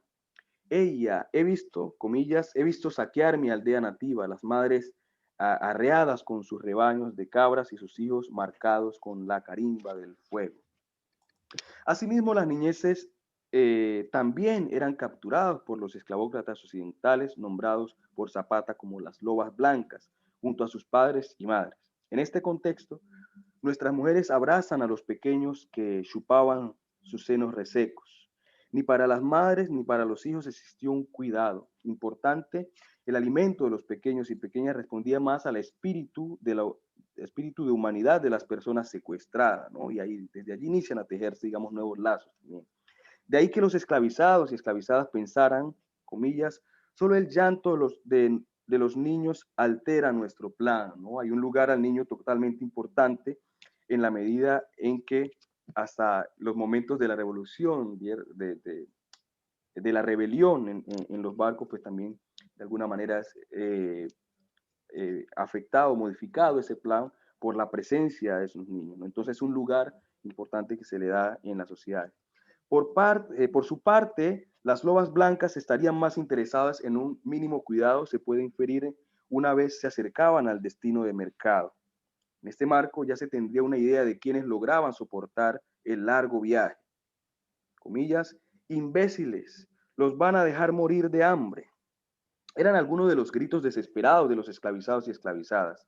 El cuidado que emerge desde las lobas blancas podríamos nombrarle un proteccionismo capitalista animista, ¿no? En este caso es situar a estos niños y niñas, hombres y mujeres, en eso, en lugar de objetos, primero que todo, y a esos, entre comillas, objetos se le cumple, digamos, se da un cuidado, pero en este caso es la mercancía y es el negocio el que está adelante, en ese, lo que llama Membe, este primer capitalismo, ¿no? Otro de los desechos de las lobas blancas tiene que ver con las violencias sexuales. Durante las travesías, los capitanes de los barcos no dudaban en violar a mujeres.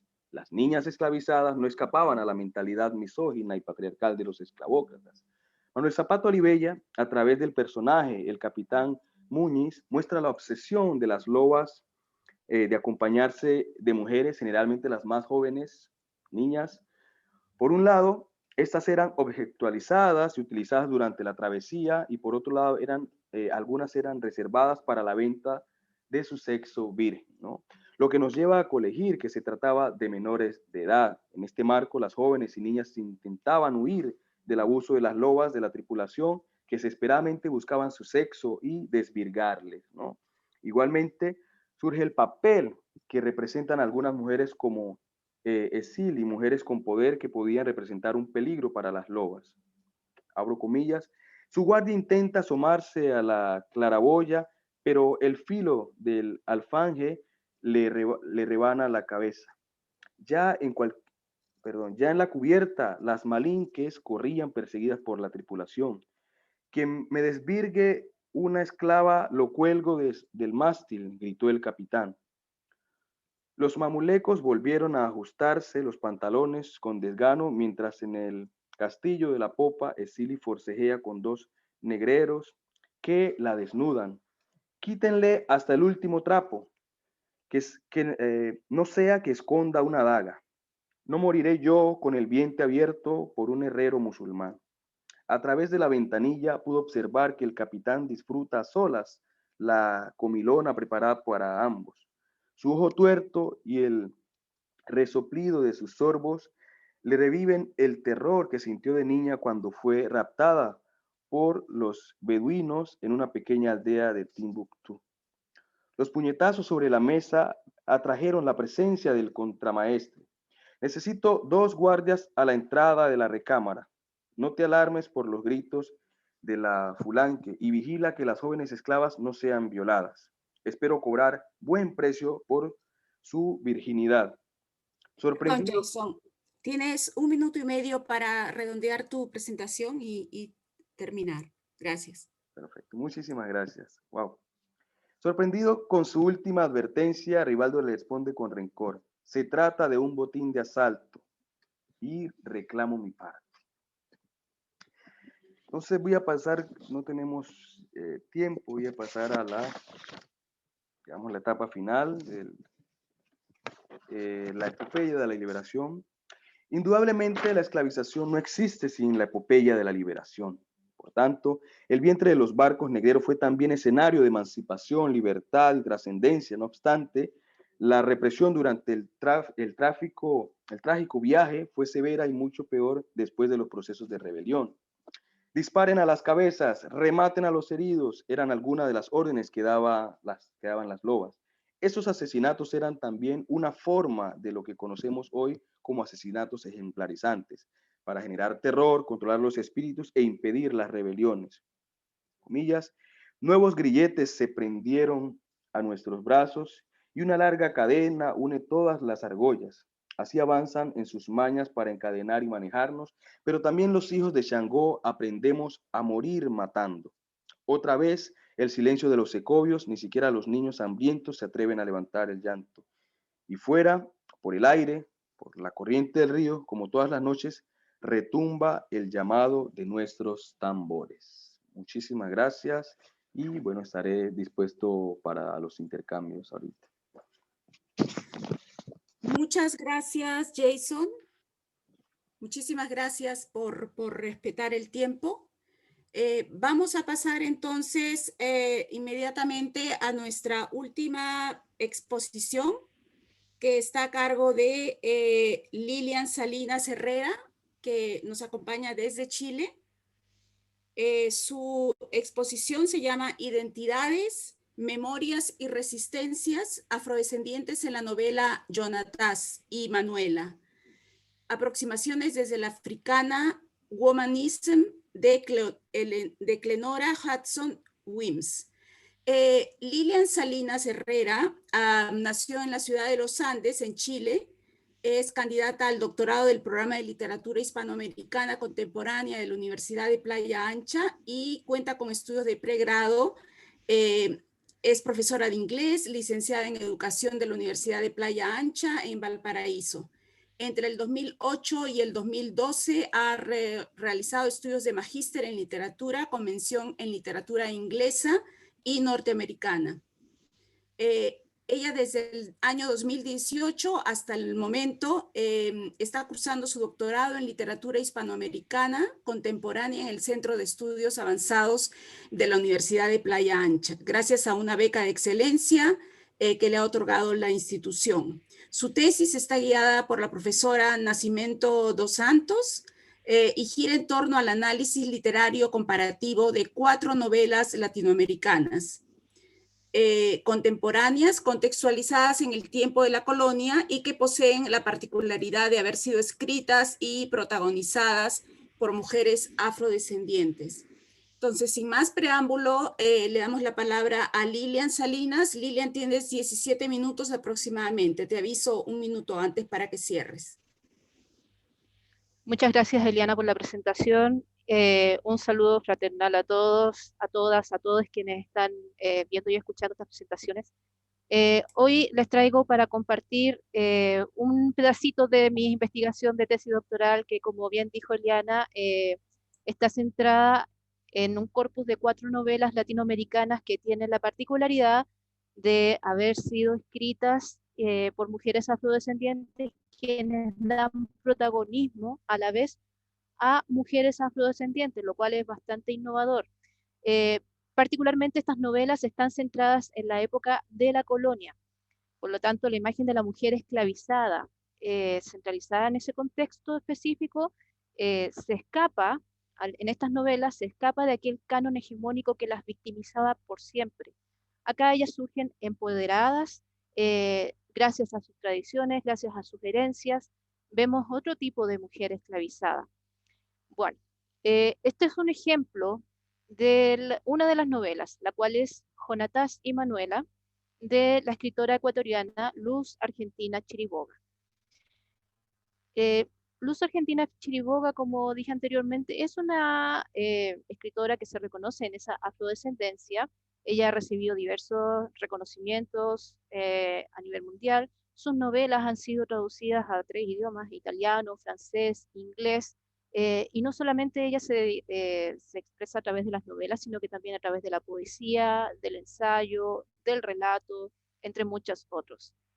Jonatás y Manuela es una novela que fue escrita por ella y fue publicada en una primera edición en el año 1994 por Abra Palabra Editores, y la segunda edición es la que les estoy presentando, que es la que yo utilizo en mi tesis doctoral, que fue publicada en el año 2010 por una campaña, como parte de una campaña que se llama Eugenio Espejo por el libro y la lectura en Ecuador.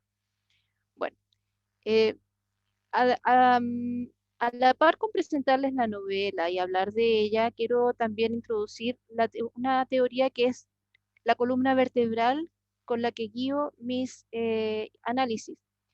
Esta teoría se llama Africana Womanism, que fue creada y presentada por la doctora Clenora Hudson Wims en el año 1987. Es innovadora y es rupturista. ¿Por qué? Bueno, en un comienzo uno dice, Africana Womanism, debe ser una vertiente del feminismo. Pero al ir estudiando nos damos cuenta, y aquí quiero resaltar a la autora, ella es muy enfática al decir que el Africana Womanism no es feminismo y no pertenece, no es una vertiente, no es una raíz del feminismo, no es un brote del feminismo. Ella es bien enfática en ese sentido, pero según lo que yo he ido investigando, me di cuenta de que aún así no es que esté en contra del feminismo o de los feminismos negros, sino que por el contrario corre de manera paralela. Eh, lo que sucede con el Africana Womanism es que reordena las luchas. Si bien en los feminismos negros o en los feminismos en general se centran un poco más en las luchas centradas en el género, haga la redundancia, lo que hace el Africana Womanism es centrar las luchas pero relativas a la raza o a la etnia, a las etnias, de la mano con las luchas genéricas y de la mano con las luchas por clases sociales. Por eso digo que corre de manera paralela, pero posee un enfoque que es bien particular, que es un enfoque afrocentrado. Por lo tanto, los análisis que se realizan bajo esta nueva corriente o esta teoría se realizan bajo un enfoque guiado por las filosofías afrodescendientes o africanas, lo cual nos otorga una mirada otra, bastante innovadora, eh, la cual es la que yo aplico dentro de las novelas y que a continuación les voy a mostrar cómo el Africana Womanism se ve representado, se ve reflejado en la novela elegida para esta exposición, que es Jonatas y Manuel. Mencionar también que el Africana Womanism, además de este enfoque afrocentrado y maternal, o matigestor, como lo dirían las colegas de Brasil, posee o presenta 18 características, entendidas estas como descriptores, con los cuales se puede definir a quienes forman parte del Africana Womanism, o también se puede utilizar como una guía metodológica para guiar los estudios que giran en torno al Africana Womanism, como es el caso de lo que yo estoy haciendo. Los 18 descriptores están acá, que los estoy presentando, los voy a mostrar enseguida a medida que vaya haciendo el análisis para que vean cómo se van reflejando en la novela. Estos 18 descriptores a la vez surgen asociados a tres conceptos. Uno es el de identidades, como lo presento aquí en pantalla, que se adhiere a lo que definió Stuart Hall en ¿Quién necesita identidad?, del año 2003, en la cual se asume que la identidad ya no se puede tomar como un solo, como un entero sólido, sino que surgen fragmentadas en esta nueva modernidad o en esta modernidad líquida, como le diría Bauman. Las identidades surgen fragmentadas, por lo tanto no se pueden asumir como una sola unidad. A la vez, las identidades son conformadas por memorias que, asumiendo la postura de Elizabeth Jennings en los trabajos de la memoria, se podría decir que estas memorias surgen siempre asociadas o enmarcadas socialmente y por lo tanto son transmitidas a través, en el caso de la mirada afrocéntrica, que como sabemos está relacionada con muchos pueblos de África, generalmente ágrafos, está asociada a método de transmisión con la tradición oral por excelencia, que aquí se asume con la mirada que nos entrega Amadou Hampâté-Bâ en los archivos orales de la historia, en donde él menciona que la tradición oral es asumida como un método de transmisión de todo el patrimonio cultural de un pueblo. Manteniendo estos conceptos en mente, volvemos entonces a lo que es el Africana Womanism, para darnos cuenta que estos 18 descriptores que lo conforman surgen asociados a estos tres conceptos, los cuales también surgen o se ven reflejados en la novela. La novela Jonatas y Manuel. Ahora les comparto el análisis brevemente, porque en realidad no me puedo extender tanto por el tiempo. Pero puedo decir que, bueno, a través del análisis de esta novela, hay que señalar que está compuesta por, bueno, 13 capítulos de los cuales los lectores y lectores son introducidos en el pasado colonial tanto ecuatoriano como peruano, a través del uso de datos históricos documentados, mezclados con ficción y en cuyos escenarios se entremezclan imágenes que dan cuenta de procesos de esclavización, de batallas históricas y procesos de independencia de este bloque de países latinoamericanos. En dichos procesos, la autora sitúa al centro de las historias a Jonatas. Jonatas era esclavizada de una personaje histórica, una prócer histórica conocida como Manuela Sáenz o Manuelita Sáenz. En esta historia, Manuelita o Manuela Sáenz brilla al lado de Jonatás y no surge ensombrecida como suele suceder en los análisis históricos, ensombrecida bajo la presencia del gran prócer Simón Bolívar, porque ahí siempre es recordada como la libertadora del Libertador o la amante de Simón Bolívar, pero acá en esta novela, Luz Argentina Chiriboga le entrega protagonismo, siempre siendo Jonatás la que encabeza la historia. Anterior al desarrollo de la historia de Jonatás, junto a Manuela Sáenz, la autora le crea una biografía a Jonatás. A esa biografía se refirió el día de ayer Marta Ojeda en el análisis que hizo en torno a esta misma novela, en la cual habla de la historia de su abuela, Balundá, y de su madre, Nasacó, en la previa, antes de llegar, o sea, antes de ser traída como esclavizada junto a su madre a Ecuador. Bueno, ese tramo de la historia no es parte de mi investigación, sino que yo me centro en cómo se desarrolla Jonatás. Bueno, a ver. Acá, a través del análisis de la personaje, nos podemos dar cuenta de cómo su origen ancestral africano, centrado en Guinea, precisamente, influye en la narración y en la cual podemos ser testigos de aquellos rasgos identitarios propios de la protagonista, dentro de los cuales surgen ya dos características que podemos conectar con el Africana Womanismo. El primero es el origen de su nombre original africano, que es Nasacó Sansi, el cual, a pesar de haber sido cambiado por Simón Sáenz en el momento que la compró, nunca fue olvidado por la personaje, así como ninguna de las enseñanzas que le transmitió su madre Nasacó, antes de ser separadas al momento de la venta de Jonatás y posterior escape de la progenitora.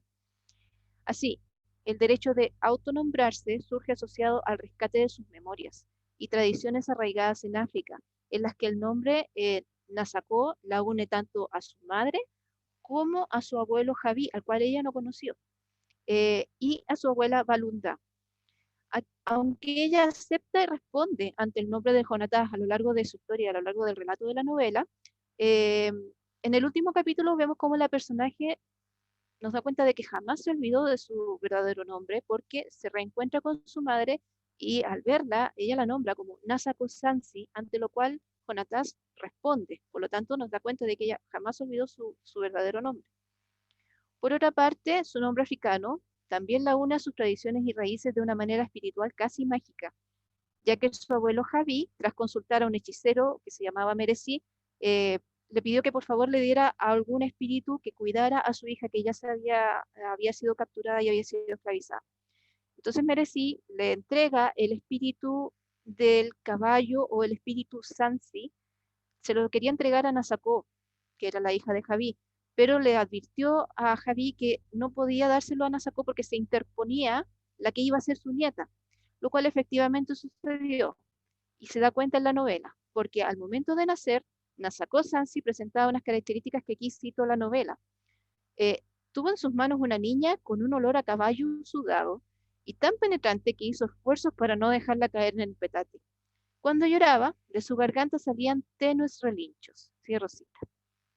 Debido a estas características, asumimos que dicho espíritu se quedó en ella, saltándose a su madre.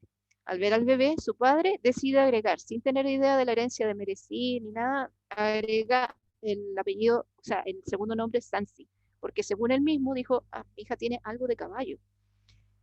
Dichas particularidades son mantenidas y celebradas por la protagonista, a pesar de haber sido cambiado su nombre, y su fortaleza, su energía y su arrojo puede ser asociado o puede ser semejante al espíritu que la guía, es decir, al espíritu del caballo.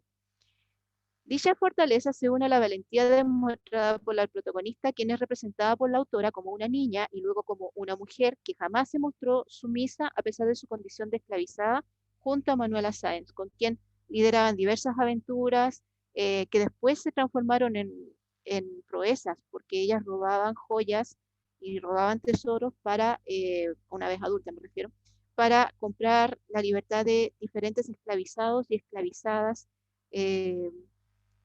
bueno, en los diversos escenarios donde ellas se mueven, tanto en Perú como en Ecuador. Esto abarca variadas características del Africana Womanismo. como por ejemplo la autenticidad, la fortaleza, la integridad, ya que ella nunca olvida la causa por la cual está realizando estas hazañas, que es la liberación de la esclavitud, o de los esclavos, perdón. Eh, y también la genuina hermandad entre mujeres, ya que estas causas no solamente la unían a Manuela Sáenz, sino que también a todas las mujeres y niñas a las cuales ella libertó gracias a estos robos o estas hazañas que llevaba a cabo con un grupo de chicos o de niños a los cuales cuando eran pequeños lideraba, que se llamaban, ella los llamó musis o hechiceros. Acá cae una característica bien especial del Africana Womanism, en donde se demuestra en esta historia que entre ellos, entre Jonatás y los niños, o los hombres, o el género masculino, existía también esta genuina hermandad que a la vez la ayudaban a desarrollar esta flexibilidad en el juego de roles, también demostraba colaboración entre los hombres y las mujeres en luchas por la emancipación, la compatibilidad también con sus hermanos de nación, como le llamaban en ese entonces. Por lo tanto, acá la imagen del hombre afrodescendiente surge asociada en las luchas con la de la mujer afrodescendiente. Esto llama bastante la atención. No se desconocen algunos hechos que son contrarios a esta visión, pero sí se destaca. El lazo que ella tiene con los musis se extiende desde la niñez hasta la adultez. Los musis también son parte de estas proezas en donde junto a Manuela robaban y libertaban personas. Junto a esto debemos agregar también el apego a la tradición oral, adherida a la genuina hermandad promulgada por el Africana Womanism. Dos ejemplos bien puntuales para no pasarme del tiempo. La tradición oral, en el caso de Jonatás, es compartida en dos instancias particulares. Una es cuando ella le comparten historias tanto su madre como las esclavizadas en la hacienda en donde llegó cuando era niña, y cuyas historias estaban relacionadas con su herencia afrodescendiente y ella jamás olvidó esas historias. Y por otro lado, comparte las historias de las cocineras que estaban trabajando para Simone Saenz, a quienes ella respeta mucho y saluda en una instancia mencionándoles a Changó, le dice que Changó esté con usted o que Changó esté contigo. Y eso produce un quiebre en las ancianas, en las cocineras, porque ellas habían olvidado aquellas memorias de África o habían dejado un poco de lado sus memorias debido al dolor que les producía recordarlo. Sin embargo, Jonatás logra reconectarlas a ellas y a la vez ellas le abren la puerta para conocer sus historias. Le cuentan sus memorias de la esclavitud, las cuales eran muy dolorosas, pero que a la vez les sirve para que ellas se reconozcan en esa identidad, en esas memorias, y no olviden quiénes son. Y aunque les duela, se reconozcan en dichas identidades también. Y eso a la vez ayuda a Jonatás a generar este odio por la esclavitud que la lleva, asumimos, a emprender la lucha en contra de la esclavización de personas y a la liberación de las personas.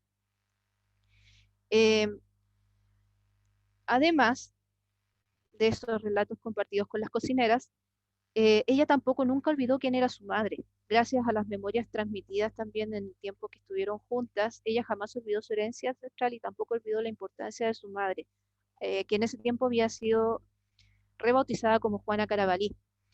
Ella se mantiene buscando a su madre a lo largo de la novela. Finalmente, como ya les adelanté, ellas se reencuentran, logran celebrar esta herencia y se reúnen junto con Manuela Sáenz, quien también genera un lazo de hermandad con Jonatás, ya que no solamente la trata como casi una igual, como una amiga o una hermana, sino que además la acompaña en la búsqueda de su madre. De hecho, le dio la libertad para que pudiera salir a buscar a su mamá y decidió acompañarla en esa nueva aventura. Ya finalizando, es importante remitirnos al enfoque maternal promovido en el Africana Womanism, y que sin duda surge adherido a la centralidad en la familia. Acá voy a ser bien enfática. El concepto familia en la teoría original se aborda de una manera bien tradicional y estricta: padre, madre, hijos. Pero debido a la naturaleza de la esclavitud presentada o reflejada en estas novelas, vemos que las familias surgen fragmentadas, por lo tanto el concepto familia se tensiona o es tensionado. Eh, esta centralidad de la familia atiende a la diversidad. Es abordado desde una mirada amplia e inclusiva a todos los tipos de familias existentes, en las que el lazo consanguíneo no es primordial, así como tampoco el modelo tradicional compuesto por madre, padre e hijo, como lo dije anteriormente, ya que como podemos ver en esta novela, las familias surgen fragmentadas. Lo mismo sucede con la familia de Manuela Sáenz, que es un punto aparte. Ella también tenía una familia fragmentada porque era huérfana de madre y su padre es representado como un hombre frío, distante. Por lo tanto, ese dolor también une a ambas protagonistas, tanto a Jonatas como a Manuela. Lilian, tienes medio minuto para terminar. Perfecto, voy cerrando. Así es como el concepto de familia es puesto en tensión en estas historias relativas al proceso de esclavización en general. Lo estoy viendo también en las demás novelas que forman parte de mi investigación. Más en dichos grupos y de la mano de la espiritualidad, las tradiciones y afectos, podemos encontrar relaciones inquebrantables, como la era la de Jonatas y Manuela, como de la cual les he hablado muy brevemente, y que sabemos por referentes históricos reales, ahora saliendo de la novela, la relación de ellas dos perduró de por vida hasta el momento en que Manuela Sáenz fallece el 23 de noviembre de 1856. Se encontraba acompañada por su esclavizada Jonatas. No estoy segura si por Natán también, ese dato histórico se me escapa un poco, pero sí por Jonatas. Entonces, en la muerte, Manuela Sáenz es acompañada por esta mujer esclavizada y a la vez Jonatas también la sigue en la muerte poco después. El alma de Jonatas representa un alma fuerte y valiente que llegó a su vida para enseñarle a andar por caminos llenos de aventuras y con quien bajo la bandera de la libertad logró ser parte del comienzo de una revolución en contra de los poderes coloniales, a los cuales podemos decir que aún nos estamos enfrentando, pero que gracias a obras como la de Luz Argentina Chiriboga y a teorías como la de Clenora Hudson Wims, podemos encontrar la inspiración necesaria para aunar fuerzas a través de un puente transtemporal con próceres como Manuela Sáenz o como Nasako Sansi, más bien recordada como Jonatas. Muchas gracias.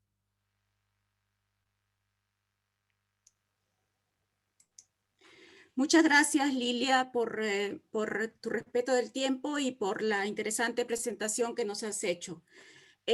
No veo preguntas en este momento en el chat y además entiendo que estamos con algunos minutos de retraso en el programa general, pero simplemente quiero terminar esta sesión señalando que ha sido para mí un placer, como siempre, colaborar con mis amigos y colegas de CEDET en este noveno seminario internacional que se llama República, Racismo y Pandemia, 200 años de resistencia afrodescendiente. Agradecer en particular a los panelistas, a Juan Manuel Olaya Rocha de Perú, a Lucy Miranda do Nascimento de Brasil, a Camila Daniel de Brasil también, a Jason Arcadio Meneses Copete de Colombia y por último a Lilian Salinas Herrera de Chile. Muchas gracias, compañeros, por haber contribuido al intercambio de estos estudios e investigaciones que hacen ustedes sobre la diáspora y sobre la producción intelectual de la diáspora afrodescendiente en las Américas. Yo quiero cerrar aquí agradeciendo finalmente el tiempo y la disciplina para poder respetar el tiempo disponible. Muchas gracias a todos y me despido. Hasta luego. Gracias.